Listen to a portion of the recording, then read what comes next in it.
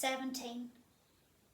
On the way to your room, I heard the Kinks sing out I'm Thinking of the Days, so I knew you were up.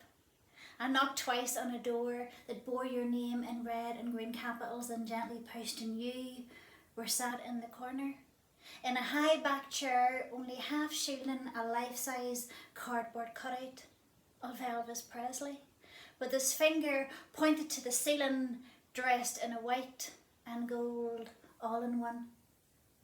And it was September, but the Elvis calendar on your wall said July, because that was your favourite picture of him. And you told me once that you kissed that picture every night, then denied it the next day. But you blushed crimson, so I knew it was true. But you were fidgety that day, twisting a tortured tissue into knots and unravelling and starting again. How's things? Good, you said. But it was an awkward reply. Tight. I love your hair. And you tucked a strand behind your ear with the shyness of a 17-year-old who hadn't been used to compliments, so they never quite landed. You never got to hold them. And my head was full of things to say, but I had learnt that this was your time to show me who you were. How's Sam? I asked, struggling not to grin because I knew what was coming. And you looked up, and there was the sunshine, the upturned corners of young love. I saw him last night, he said, pulling your fingers across your lips like a zip, because Sam was our secret. We went to Raffles, the best chips in the world have you been? God, the question was as earnest as you, full of expectation and a longing to keep this conversation going. The best chips, I replied. I think I want to marry him. And you glanced round at Elvis as if to check if he was listening. What would he say to that? Och, Elvis doesn't even know that I exist. And I remember thinking that that was his loss, and that for such a long time I hadn't known either. Did I tell you how I met Sam? Oh God, you had. So many times I could have repeated it verbatim, but I let you tell me again. How he waited for you outside the factory where you stitched hankies, how you made him wait 8 weeks for a peck in the cheek. How you lay awake at night wondering how long you could keep this secret from your mother, who was strict, you had told me. Leather belt strict. You had been going strong, and that phrase still makes me laugh. For 10 weeks now, and he was the most amazing kisser. But you got distracted after that. The music had stopped and you started looking for a tissue, and I passed you one from my handbag and kissed your cheek and said goodbye. I pressed play on the CD player as I left. God, I stood outside the room for a long time, forehead and palms pressed against the cool of the wood. Listen to the sound of you sing along and wondering how my heart could soar and break at the same time. It had started with post-it notes that littered every surface of the living room, these luminous squares of green and yellow that yelled repeated commands. Pay window cleaner, pay credit union, ring Kathy. Pay window cleaner, pay credit union, ring Kathy. Except the window cleaner never got paid, nor the credit union, and you never ever rang me. Then there were the things that I told you that you forgot, and the things that you told me 1,000 times. That day I turned up to visit you during election time, and you closed the door in my face and you told me you were sick of Sinn Féin canvassers and you weren't voting that year. The time you bought me chocolates for my birthday, and you left the room and you came back in and you ate them all. Every single one.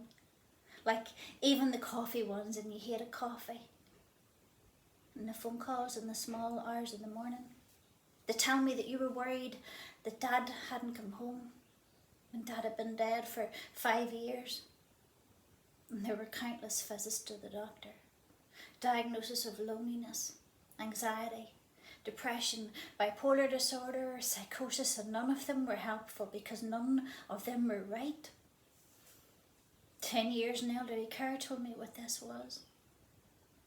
This was dementia. But you were 48. You were found one night wandering in the rain in your nightdress, barefoot, soaked through. It took 3 months in a unit for them to decide that this was early onset Alzheimer's, and 3 seconds for me to decide that you would live with me. But in the first night, you had a delirium that had you ripping the curtains from the wheels, kicking, biting, screaming, thrashing, spitting, unable to find the bathroom. You soiled yourself. And you cried like a child. So I took you to your home, where you attacked me in the night thinking I was an intruder. You thought I was stealing from you. You phoned the police. And so finally, after guilt that sucked the very core from me, came an acceptance of sorts that I couldn't continue.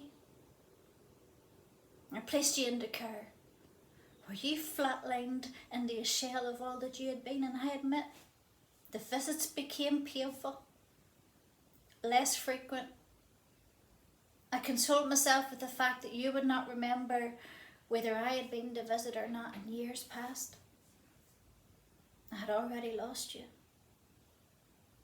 A phone call came to work one day to tell me that you had been admitted to hospital with a chest infection, where amidst your rage and delirium they told me it was terminal lung cancer. They transferred you to hospice. You were 59.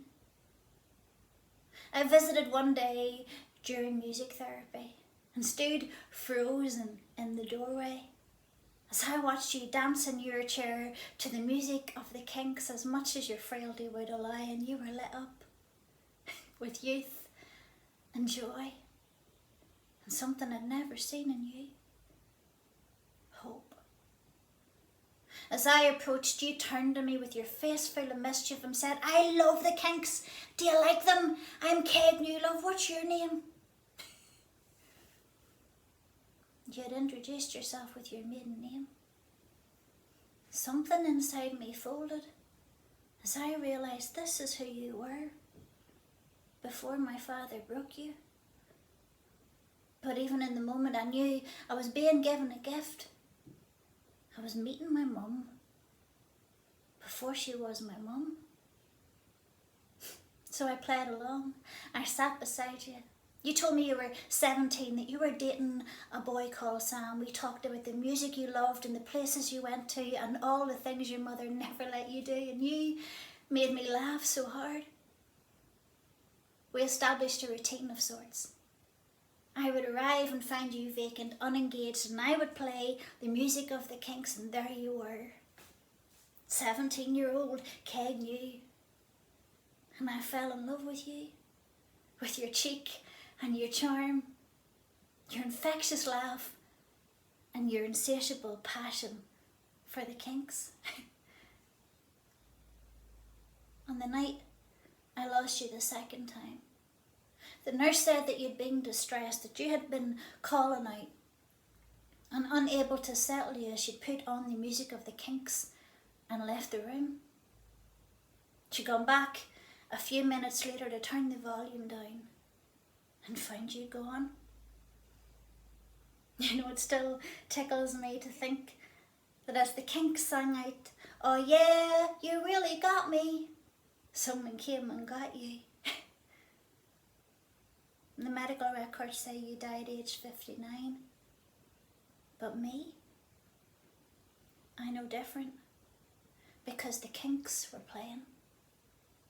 You died age 17.